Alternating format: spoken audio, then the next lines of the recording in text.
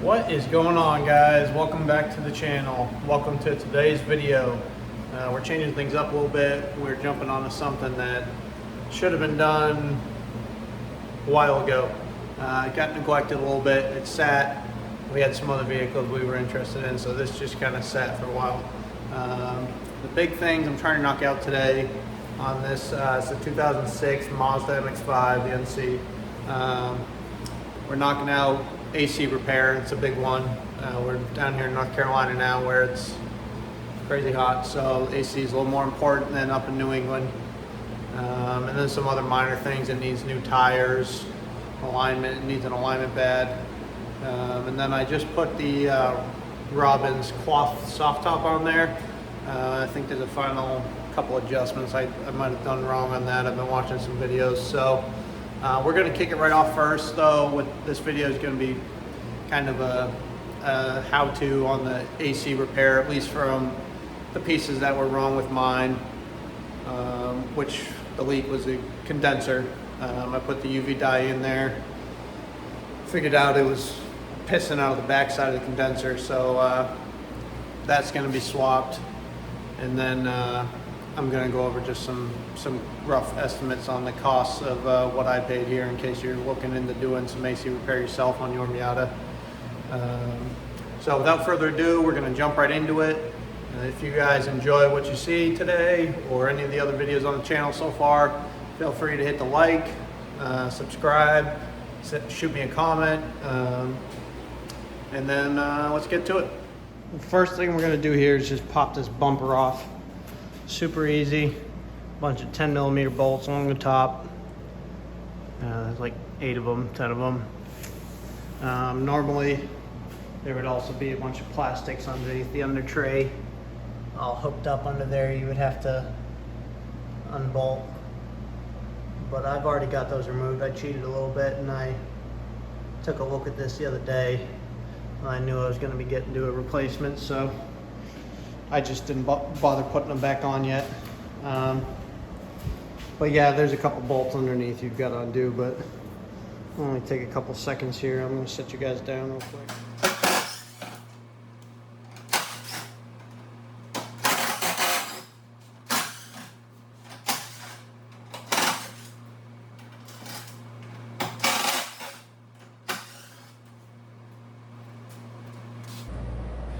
Alright, so once you got top bolts, bottom bolts out of your other tray, this should pop off.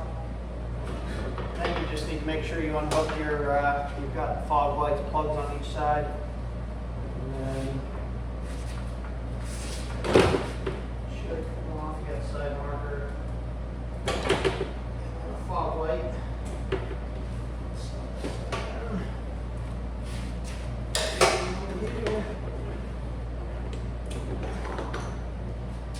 And then your bumper comes free. Now that we've got that front bumper off, let me show you guys exactly how I figured out where my leak was. That was a tough one. Just a tiny little leak there. Honestly, it's not that bad. Maybe I'll just throw some putty over it. Fill it up with some JB Weld. That UV dye I put in just was pissing out of there. It's all over the backside of, or the backside of the condenser was pissing all over the radiator as well. So pretty nasty leak. I'm not quite sure how it happened. I might have possibly crashed this car once into a concrete barrier, messed up the front end just a little bit.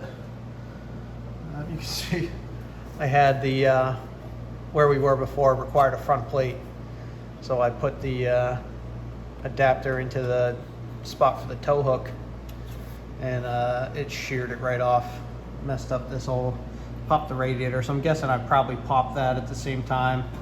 I just didn't notice it at the time, and then the car sat, became winter time. Even so, I still got winter tire. I haven't even changed the summer tires yet.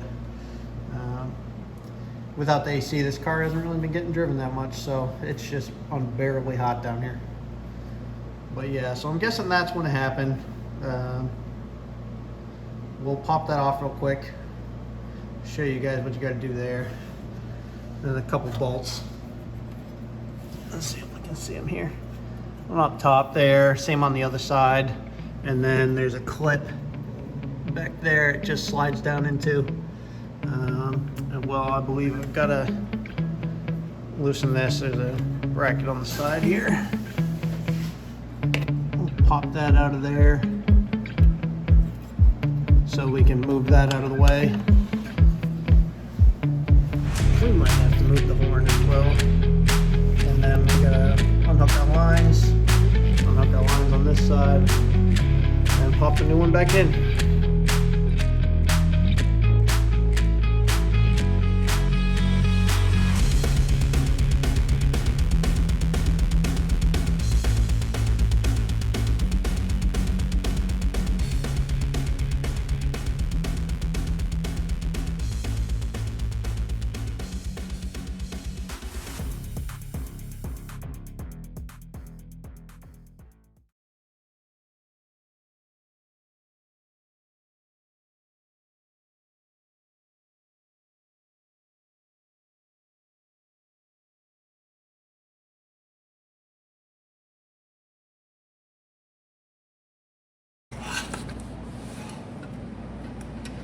Not sure if you guys can see that, but seems like 3/4 of that bolt there decided it would like to stay inside the condenser. That's always fun. So we'll have to get that extracted. Bolt out of the top. Now theoretically, if I hadn't been and broke that, we would have been able to pop it out now, but now we're gonna have to see what we can do to extract that. All right guys, so it's been an eventful little experiment here. Push it down here. I got this drilled out. Luckily, the bottom's not threaded on the actual line. I don't know if I can show you in there. So I was able to just drill that out pretty quick. But then we ran into our second issue. You pop around to this side, the fitting that goes into the actual condenser that you put your O-ring on, half of that stayed inside the condenser. So, what the heck? So now it looks like we're gonna have to put things back on hold and order a new line here. I might just say screw it and get all the lines. I have brand new O-rings for everything, so I might as well see what the prices are and order that up. So until then, we're on hold. But I'll show you real quick the old condenser here. That was the front where you could see that dye just pissed out everywhere. And we flip around to the back side here. Pretty crushed in right there. I'm wondering if it hit the radiator when I crashed. And then, yeah, that. Get on here, get some light on this. You can see where it's pissed all over the radiator. I'll rinse that off. Radiator looks like it's still in okay shape though. So yeah, now we go look. This is what that line on the other side should look like. Got a little male end, I don't know if they have a name for that. And then your O-ring on there and that slips in. So we're gonna go look, order some parts, and we'll jump back. All right guys, we're back. And I think we should be ready to finish this job now. It's been a couple days since I took everything apart. I had to wait for this line to come in. Had a horrible time finding that anywhere local. And then the few places I did find wanted a ton of money for it. And a lot of them were overseas, most of them were in Europe. Part was a little more expensive than I thought it would be. The condenser, I ordered that off Rock Auto. That was 70 bucks. This line here, $84 was the cheapest I found it. And that was through the local Mazda dealership. They were able to order that for me. So, we look here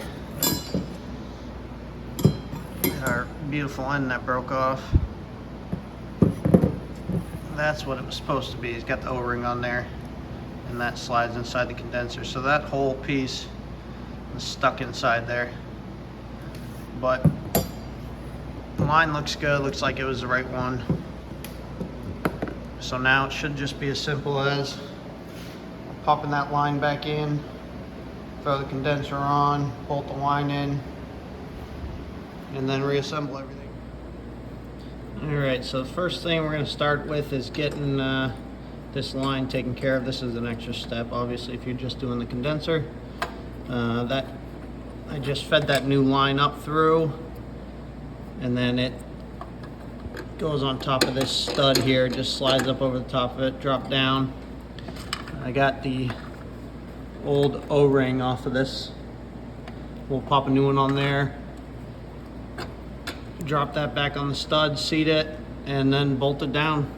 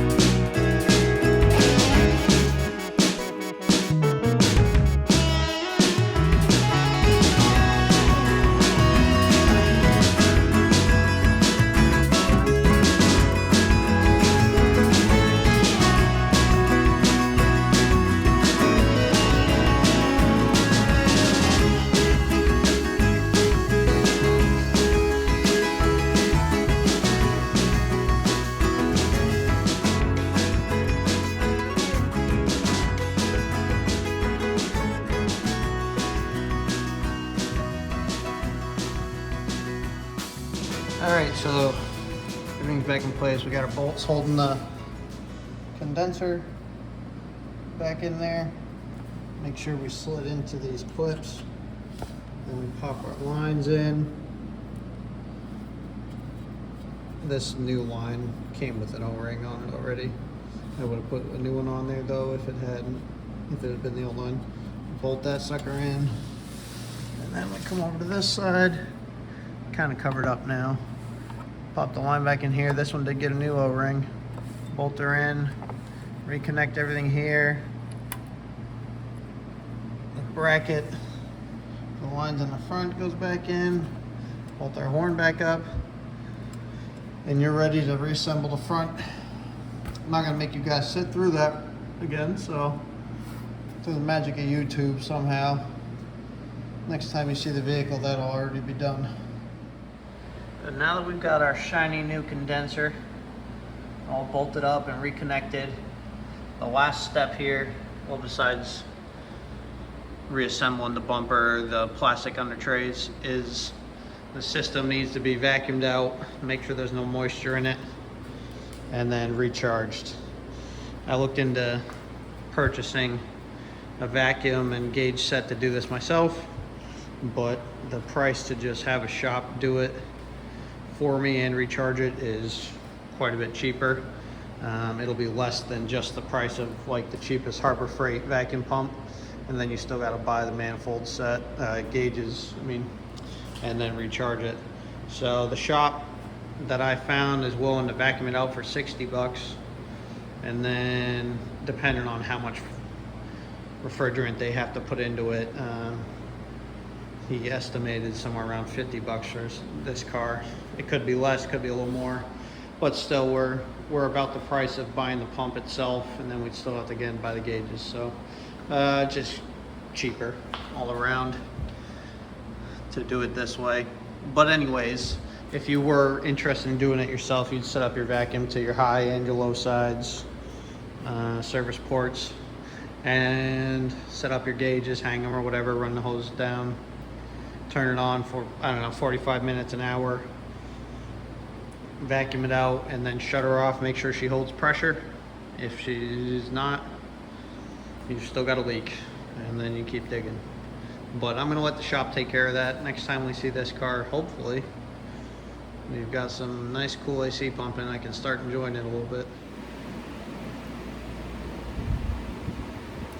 All right, guys, the car's back. We sent it out to get the AC recharged. They had it done by the end of the day.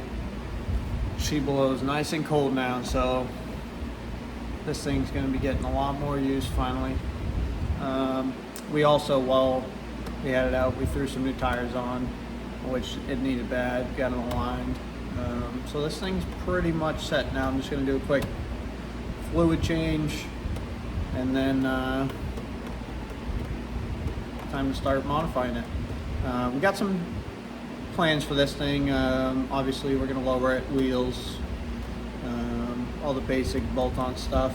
As far as power, we were on the fence about whether we wanted to just do some forced induction on the 2.0 that's in it and run it till it dies, or go straight to the 2.5 swap. We're finally decided we're going to pull the trigger on the 2.5 right away. We'll get that done ourselves, obviously. This channel's all about learning, so we're going to do that ourselves, run it as is for a while, enjoy it, and then maybe we'll look into some forced induction after that. So we're going to start stockpiling parts for the swap soon.